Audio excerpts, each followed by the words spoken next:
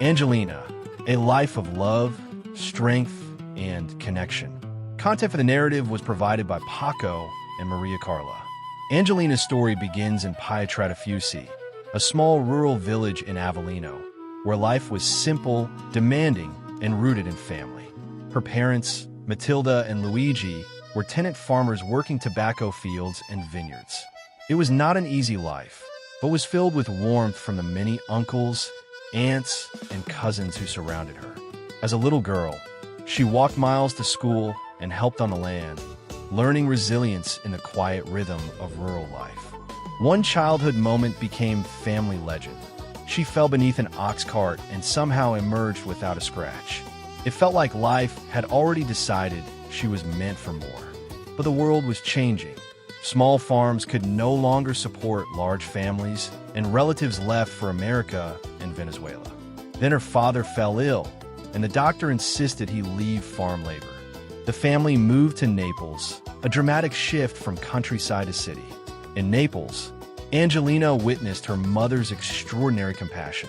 Matilda became the heart of the building where Luigi worked as superintendent, comforting troubled teens, helping distressed mothers, even delivering a baby on the staircase. From her, Angelina absorbed a lifelong belief in community and human connection. Her intellect soon flourished. She attended the Genovese Liceo Classico, mastering Greek and Latin, then studied political science and Russian at the Instituto Oriental. Her curiosity carried her to Moscow State University, where she formed friendships that lasted decades. After graduating, she worked as a tour manager for Russian groups, traveling through Italy, bridging cultures with ease. Her work took her across Italy and the USSR, and even placed her near history. She was leading a tour in Ukraine during the Chernobyl disaster, unaware of what had happened until she was safely back in Europe. It showed her courage and adaptability long before she realized it herself. Then came London. It was meant to be a short visit, but life had other plans. Her daughter, Mariacarla, often says her mother has lived so many lives that she sometimes feels she's the one trying to keep up. The stories are unforgettable. As a child, Angelina befriended chickens and talked to them. As a teenager, she survived the demanding Classico Lyceum, which she now remembers with pride. And then there is the beginning of her love story. Two colleagues in a London travel agency who didn't like each other at first. Angelina, small but loud. Paco, perhaps a bit too English.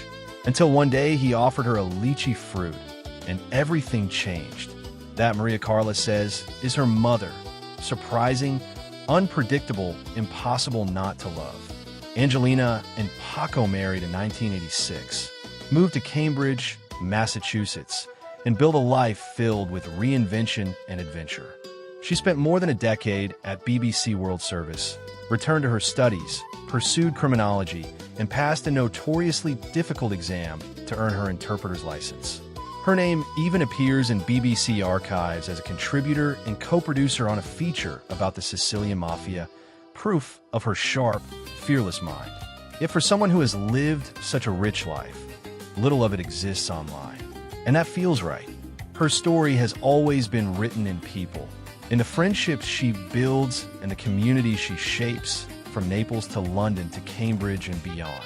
Paco remembers how she transformed their workplace at Progressive Tours. Reserved colleagues became a lively community under her influence. She organized picnics in Hyde Park, brought people together, created joy, created belonging. And of course, there are the family legends, tumbling down steep village stairs with a basket of laundry and walking away unharmed, sinking knee-deep in the mud on a country walk and being rescued by Paco and little Mariacarla in a tiny 850, or the day she rushed out, forgot her phone, then her keys, and when the bell rang a third time, Paco shouted into the intercom, only to discover a startled Jehovah's Witness. At the center of everything is family. Her daughter, Mariacarla Norall, is a brilliant creative force, a London-born artist whose work bridges architecture and animation. She contributed to Cinderella the Cat at the Venice Film Festival, served as lead set designer on Yaya Eleni, The Walking Liberty at Locarno and On Sea, and made her directorial debut with Lizzie and the Sea. She carries forward the same curiosity and creative spirit that defines her mother. And then there is Armen, a friend, a brother in spirit, and Mariacarla's godfather. He has known Angelina for nearly 40 years, from her early days in Massachusetts. What began as a friendship with Paco quickly deepened because of Angelina's warmth and openness. When Mariacarla was born in 1990, they asked him to be her godfather, and from that moment he became part of the family. Even after the family returned to London, distance never weakened the bond. He describes her as honest, generous, loving, and the most gregarious and hospitable person in London or Naples. But above all, he calls her a community builder, a quiet architect of belonging, someone who turns colleagues into friends and friends into family. Across every voice, husband, daughter, friend, one truth rises. Angelina doesn't just live life. She builds it. She nurtures it. She shares it. Wherever she goes, friendships take root. And even when she leaves a place, the bonds she sparked continue to grow. And so today, as we celebrate Angelina on her 70th anniversary, we celebrate more than a life. We celebrate a force, a spirit, a woman who has lived many lives and made each one richer for everyone around her. Happy 70th, Angelina. Your story lives on in all of us.